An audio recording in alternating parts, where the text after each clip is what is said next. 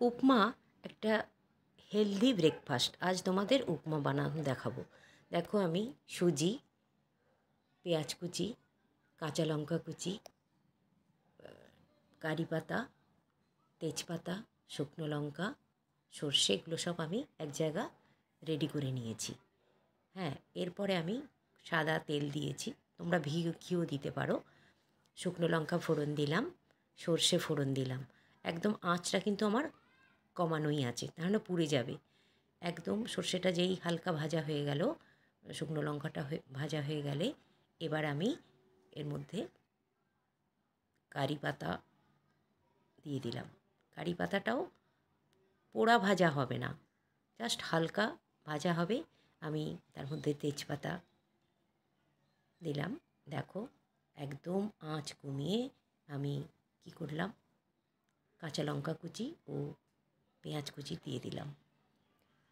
এটাও আমার আঁচ কিন্তু বাড়ানো হবে না, একদম কম আঁচে আমি এটা হালকা করে ভেজে নিলাম।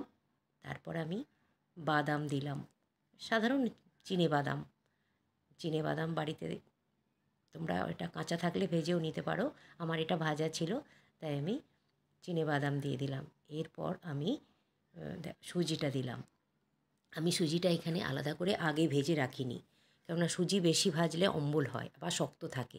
তাই আমি এখানে দেখো সুজিটা একদম লো ফ্লেমেই কিন্তু আমি সুজিটা ভেজে নিলাম। একদম হালকা, দেখো একদম ব্রাউন কালারের যেই হয়ে যাবে তখন আমি অল্প নুন দিলাম।